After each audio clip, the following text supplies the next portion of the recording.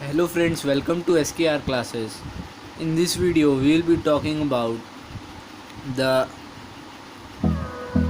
the next part of the chapter Bio Life Processes.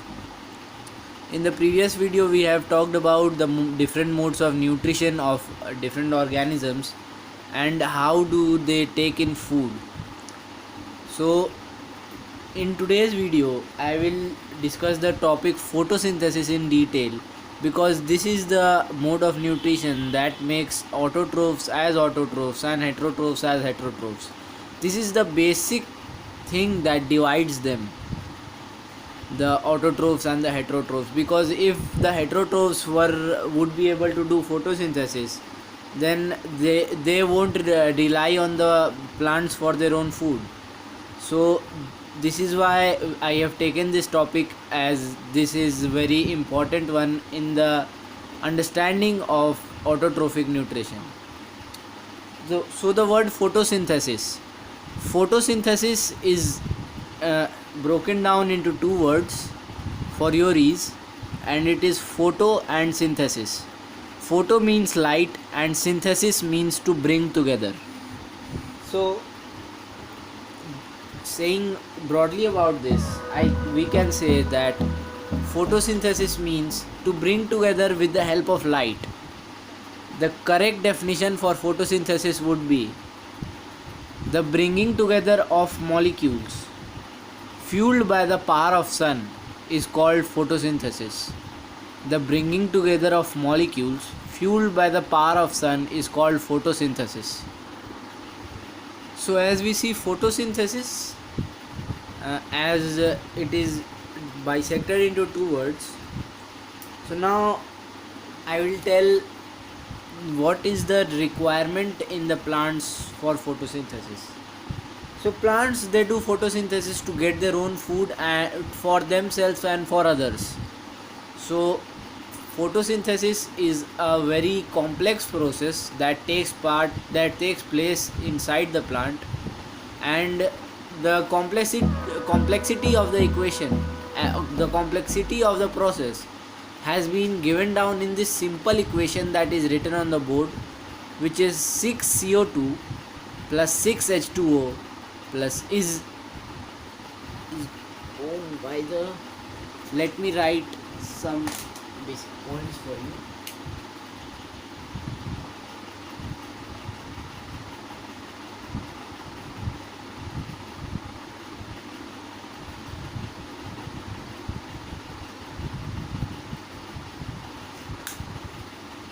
So 6 molecules of carbon dioxide and 6 molecules of water in the presence of sunlight and chlorophyll react to give glucose, which is C6H12O6 plus 6 molecules of oxygen.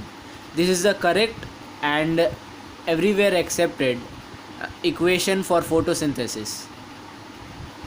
I suggest you to use this to minimize the marks cut that takes place in the exams, because this is the most accepted equation everywhere that I have seen.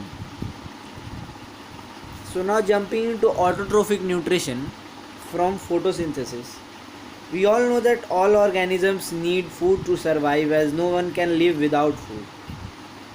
The organisms consume plants to meet their energy requirement, as plants are the only ones who do photosynthesis to make energy. And how do they do that? I will tell you in the process of photosynthesis. I'll repeat every step twice, and if you want, you can write down. If you wish to, you can write down all the steps I am saying about photosynthesis. So the first step of photosynthesis is root absorbs water from the soil. The first step is root absorbs water from the soil. The second step is water is transported through the stem to the different parts of the plant and the leaf. Water is transported through the stem to the different parts of the plant and the leaf. The third step is the leaves take in carbon dioxide, which diffuses through the stomata. The leaves take in carbon dioxide, which diffuses through the stomata. The fourth step is in chloroplast, water and carbon dioxide gets absorbed. So I let me draw the structure of chloroplast for you.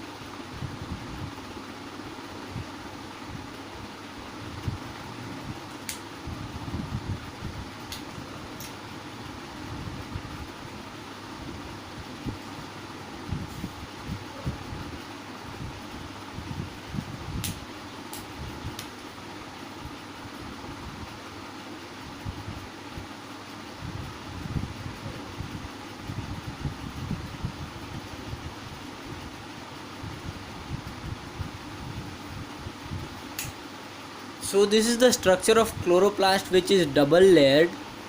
Chloroplast has two organelles, which are the grana and the stroma. This is the structure of the chloroplast cell. So coming back to our steps of photosynthesis, the process of photosynthesis. In chloroplast, water and carbon dioxide gets absorbed. The next step, carbon dioxide remains in stroma while water molecules are absorbed into the grana.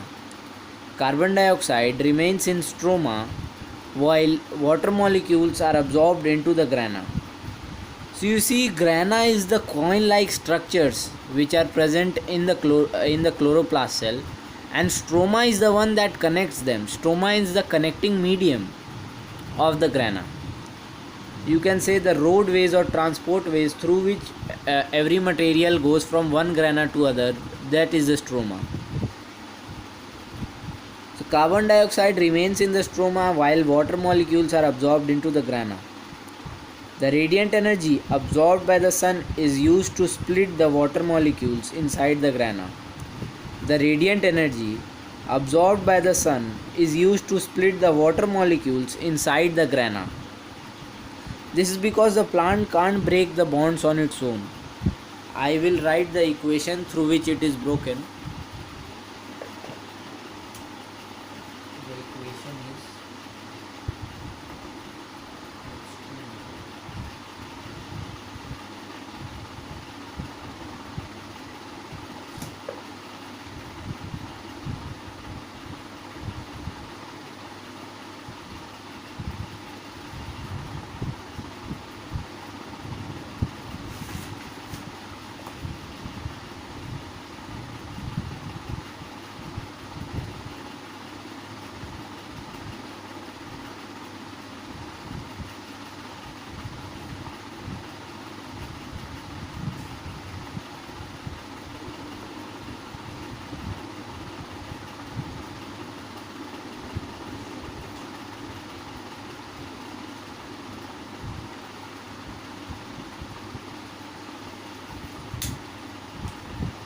there was a correction in the O2 molecules which are present in the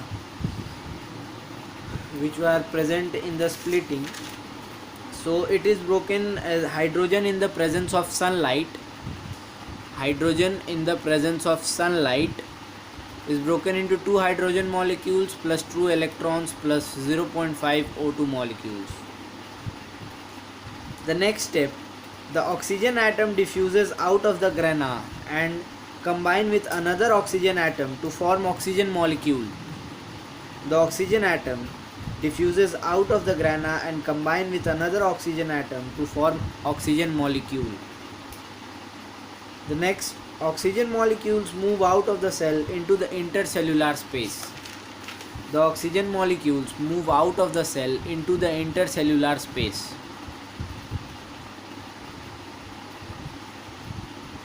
Next, the oxygen molecule diffuses out through the stomata into the atmosphere.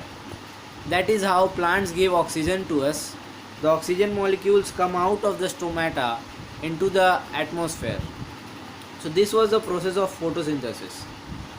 Now you can see that oxygen molecules have been used. What about the hydrogen molecules which are left? So the hydrogen molecules are used to create energy rich molecules such as ATP. ATP, as you know, is produced by only by a few cells in the plant and not by all the cells. So ATP molecules are highly energetic and unstable, and they can't be stored for a long time in a cell.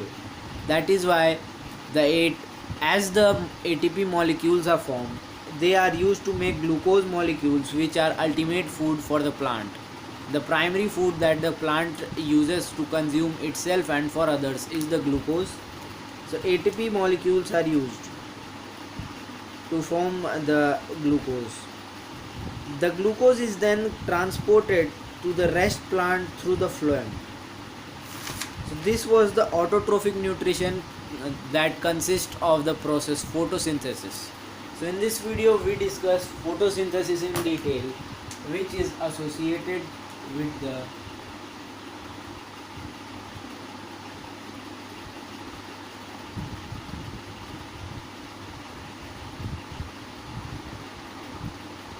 autotrophic nutrition. We discussed photosynthesis in detail, and that consisted of autotrophic nutrition because only the autotrophs are able to do photosynthesis, and if every creature would have been able to do photosynthesis, then no one would be dependent on autotrophs for their food, and they would not be called the primary producers of food. This was it in detail. In the next video of ours, we will discuss about the heterotrophic nutrition about the organisms. So I'll give you a very quick introduction about heterotrophic nutrition.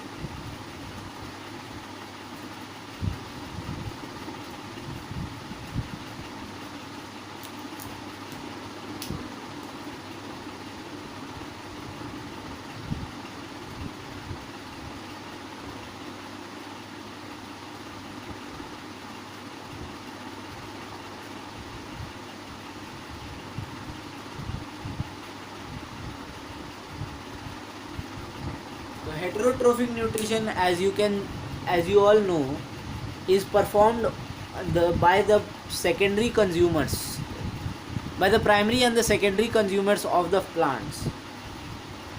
The heterotrophic nutrition is the dependency of one organism on the other to get their own food.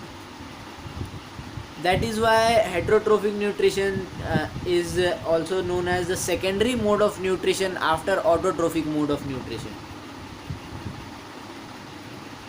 This is because animals can't make their own food and thus they fall under the category of autotrophs, so they are called as heterotrophs. We'll discuss about this in detail in our next video, and for more updates, please subscribe our channel and like and share our video so that we get more encouragement to give more useful and study tips to all of you. Thank you.